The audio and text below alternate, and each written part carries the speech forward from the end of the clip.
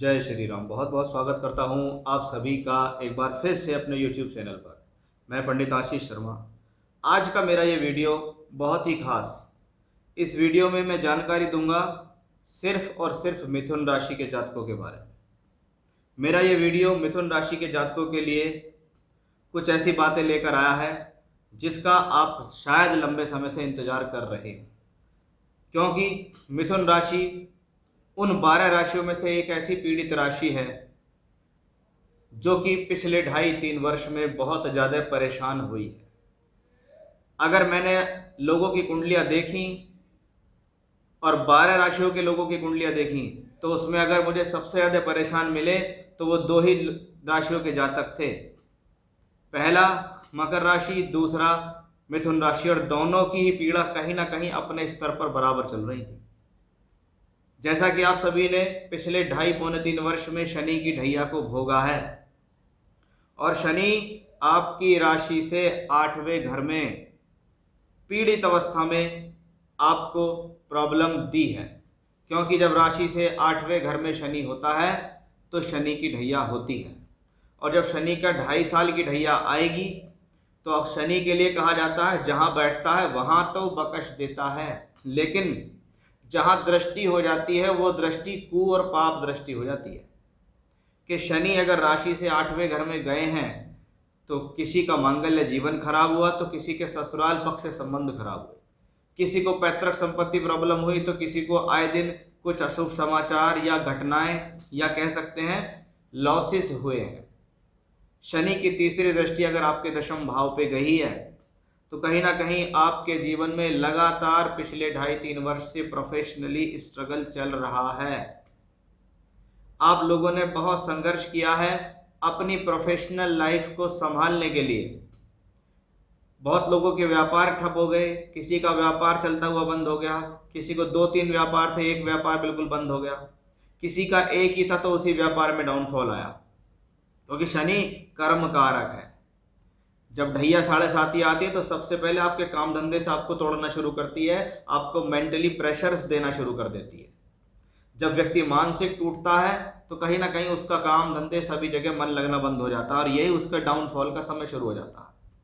तो लोगों ने इस दौरान नौकरियां भी खोई हैं, नौकरियों में बदलाव भी आया है, अस्थायीपन, ना व्यापार बढ़िया चल रहा ना नौकरी ठीक चल रही है। वही शनि की अष्टम से बैठ के धन भाव की दृष्टि ने यह बताया था कि ये वो योग है जिसकी वजह से आपको जीवन में धन हानि हुई, बैंक बैलेंस खाली हो गए, लोगों के जो पैसा जुड़ा हुआ था वो भी किसी न किसी कारण से परेशानी में लग गया। पंचम भाव पर पड़ रही शनि की दृष्टि भी ये बताती है कि ये लव रिलेशनशिप बहुत लोगों के खराब हुए, बहुत लोगों की शिक्षा खराब हुई, शिक्षा रुक गई, नहीं चली, किसी का कॉलेज चलते चलते बंद हो गया, किसी की यूनिवर्सिटी बंद हो गई, कोई आपके पैसे से संबंधित स्थिति को लेकर पैसे लेके भाग गया, किसी ने आपका एडमिशन कराने के लिए झांसा दे दिया, किसी का लव रिलेशनशिप स्पॉइल हो गया, कुछ ना कुछ कहीं से धोखा आपको पिछले 2.5 वर्ष में मिला है। और शनि हुए 17 जनवरी 2023 को राशि परिवर्तन, जिसमें कहीं ना कहीं एक लहर देखने के लिए मिली कि अब कहीं ना कहीं शनि हमें ढैया से पीछे छोड़ के हमारे जीवन में कुछ अच्छा कर देंगे। इस चीज की उम्मीद लगाए हुए मिथुन राशि के जातक है कि अब भाग्य स्थान में शनि आके कुछ करेगा। प्लेसमेंट वाइज देखें तो नवम भाव भाग्य का है, और भाग्य का मालिक शनि अपनी ही राशि मूल त्रिकोण में है, लेकिन जैसे ही इसको रिजल्ट देने की शुरुआत हुई वैसे ही ये ग्रस्त हो गया।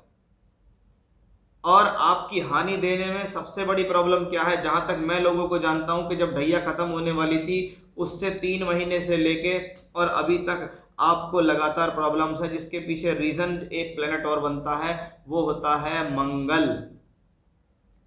कि ये मंगल ग्रह आपका पीछा नहीं छोड़ रहा, ये मंगल आपका शत्रु है, ये लगातार आपको पीड़ित करता है। और आज जिस समय हम ये वीडियो बना रहे हैं अप्रैल के महीने में, आज भी ये मंगल आपकी राशि के अंदर ही गोचर कर रहा है। यानी शत्रु पीड़ा, किसी न किसी प्रकार का संकट, कोई रोग, कोई ऋण रिपु आपके जीवन में अभी भी स्ट्रेसफुल स्थिति में बनी हुई है। लेकिन क्या ये समय अभी भी ऐसा ही चलता रहेगा या इस समय के अंदर कुछ उछाल आना है, तो इसमें कोई संदेह नहीं है। सबसे पहले हमने अगर देखा कि शनि 9th हाउस में अंदर है और 9वां घर भाग्य का है, यानी कहीं ना कहीं ये शनि प्रयास कर रहा है आपके जीवन में आपके भाग्य को बनाने का। क्योंकि शनि की दृष्टि लाभ भाव पर आती है, और जब लाभ भाव पे दृष्टि आएगी तो भाग्य का लाभ से संबंध, कैसा भी हो स्ट्रगल करके ही बने लेकिन लाभ तो देगा ये ग्रह।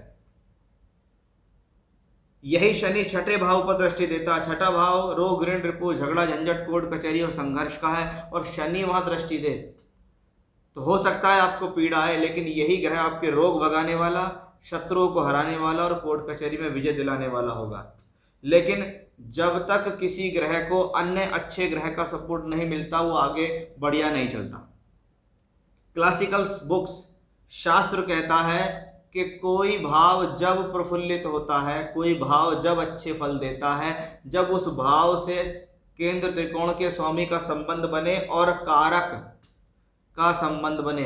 और कारकों में यदि सबसे ज्यादा महत्वपूर्ण कोई ग्रह है तो वो बृहस्पति है। जब बृहस्पति की बात होती है तो बिना बृहस्पति के फल नहीं मिलेगा, क्योंकि शनि काल है, बृहस्पति फल है। काल का मतलब ये समय, इस दौरान आपका ये काम होगा।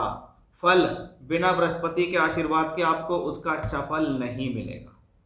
अब 21 अप्रैल की मध्य रात्रि को बृहस्पति देव का होगा राशि परिवर्तन, और ये राशि परिवर्तन अब कर्म भाव से निकलकर लाभ में पहुंचेगा। यानी अब तक हुआ है कर्म, अब मिलेगा लाभ। तो पहला एक अच्छा संकेत कि बृहस्पति जो कि 11वें घर का कारक है लाभ का, जो कि दूसरे घर धन का कारक, जो कि पंचम भाव लक्ष्मी त्रिकोण का कारक, जो कि नवम भाव भाग्य स्थान का कारक, जो कि दशम भाव कर्म का कारक, और इन सब का कारक ग्रह लाभ के अंदर पहुंच गया कि भाई अब मेरा काम बनता है आपको जीवन में लाभ देने का। अब इस लाभ के अंदर बढ़ोतरी होती है शनि की वजह से, कि नियम है जिस भाव स्वामी कारक का संबंध एक ही जगह बन रहा हो वहां से अच्छी स्थितियां बनती हैं। यहां बन रहा है कर्माधिपति धर्माधिपति राजयोग, कि जब नवम भाव धर्म और दशम भाव कर्म के स्वामी आपस में कनेक्टेड हो जाएं, एक साथ बैठ जाएं, एक दूसरे को देख लें, या एक प्लेनेट दूसरे को दृष्टि दे तो उसने उससे कनेक्शन बनाया, जिसको कहते हैं PAC connection, placement aspect conjunction, कि स्थिरता शनि बृहस्पति की 11वें घर में। शनि देता है भाग्य से बैठ के दृष्टि 11वें घर में बैठे हुए कारक बृहस्पति को, यानी बृहस्पति प्रबल हो जाएगा। दशम का मालिक बृहस्पति प्रबल होके 11वें घर में भाग्य स्थान से दृष्टि पाता, यानी बृहस्पति कहता मैं पहले से मजबूत हो गया। ये वही बृहस्पति है जो सप्तम का मालिक भी है, और सप्तम क्या होता है 10वें से 10वां भावात भवम सिद्धांत के अनुसार। तो ये बृहस्पति पे शनि की दृष्टि पड़ गई, यानी अब ये बृहस्पति स्ट्रांग है। पहले ये इतना स्ट्रांग नहीं था, पहले शनि की दृष्टि 8वें घर से आ रही थी, इसलिए प्रोफेशनल लाइफ में स्ट्रगल था। अब इस शनि की दृष्टि नवम भाव से बृहस्पति पर जा रही है, इसका मतलब कर्म, भाग्य और लाभ का एक बेहतर कनेक्शन यहां बना, जिसने आपको एक इंडिकेशन दे दिया कि अब आपके जीवन से ये कष्ट काटेगा ग्रह। ये वो रीजन है जिसके बारे में मैं आपको समझाना चाह रहा हूं, कि एस्ट्रोलॉजिकल समझेंगे तो आपको समझ में आएगा कि बृहस्पति का भाग्य से संबंध, और बृहस्पति पंचम को देखता है, यानी आने वाला समय विद्या बुद्धि शिक्षा संतान निर्णयों के बदौलत जीवन में आगे बेहतर। आने वाला समय जीवन साथी से सहयोग दिलाएगा, जीवन साथी का सहयोग धन के तौर पर भी होगा। हो सकता है आपके लाइफ पार्टनर को कोई नौकरी मिल जाए, कोई सरकारी नौकरी मिल जाए, फाइनेंशियल आपको सपोर्ट मिल जाए। बृहस्पति और शनि का दोहरा गोचर, ये बात नोट करने वाली है कि ये 11 ये दोनों के दोनों ग्रह बैठ के तीसरे घर को देख रहे हैं, कि शनि की दृष्टि तीसरे भाव पे तो बृहस्पति की 5वीं दृष्टि तीसरे भाव पर, यानी थर्ड हाउस एक्टिवेट है। थर्ड हाउस एक्टिवेट, आपके भीतर कोई भी प्रतिभा है आप उसको छुपाने का प्रयास ना करें, उसे लोगों के सामने बाहर लिया है। क्या पता लोगों को क्या पसंद आ जाए। वो लोग जो रातों रात स्टार बन जाते हैं, वो जो लोग जिनकी वीडियो रातों रात वायरल हो जाती है, वो भी नहीं सोच पाते होंगे कि हम इस वीडियो को डाल के वायरल हो जाएंगे। लेकिन ये थर्ड हाउस है, ये आपकी प्रतिभाओं का है। आप इसको छुपाएं नहीं, आप इसे लोगों के सामने लाएं। ये थर्ड हाउस है, ये इलेक्ट्रॉनिक और प्रिंट मीडिया का है। ये आज के समय में इंटरनेट का है, यूट्यूब का, ट्विटर का, इंस्टाग्राम फेसबुक का है। ये तीसरा भाव आपकी क्रिएटिविटी का है, तो वहां से आपको फायदा। ये तीसरा घर पे दृष्टि शनि और बृहस्पति की दर्शाती है कि ट्रांसफर करने से फायदा मिलेगा, स्थान बदलने से लाभ मिलेगा, दूर स्थान से जुड़ के काम करने से लाभ मिलेगा, अगर ट्रांसफ़र चाह रहे हैं सरकारी नौकरी में तो मिल जाएगा इस दौरान आपको, क्योंकि ये साल भर का समय आपके जीवन में आया है। तो एक बहुत अच्छी सिचुएशंस जो आपके बहुत सारे कष्टों को दूर करेगी, जिसमें सबसे बड़ा राजयोग था कर्माधिपति व धर्माधिपति, कि भी कर्म कारक और धर्म कारक। एक तो भाव वो नवम दशम और एकादश, और उनसे शनि और बृहस्पति जैसे बड़े बड़े कनेक्शन बनाए और कोई प्रॉब्लम नहीं है, तो इसका मतलब ग्रह प्रफुल्लित है, ग्रह बेहतर परिणाम देने को तैयार है। गुरु राहु के योग से बिल्कुल भी भयभीत और चिंतित नहीं होना है, क्योंकि ये गुरु राहु का योग सिर्फ इतना ही कहता है कि जितना सहजता से और सोच विचार से निर्णय लोगे उतना आपके जीवन में बेहतर होगा। यानी मैं कह सकता हूं कि मिथुन राशि आने वाले समय की वो राशि होगी कि जिसने जितने ज़्यादा कष्ट देखे उतने ज़्यादा अब लाभ और हर्ष का समय आपके जीवन में शनि बृहस्पति की वजह से बन रहा है।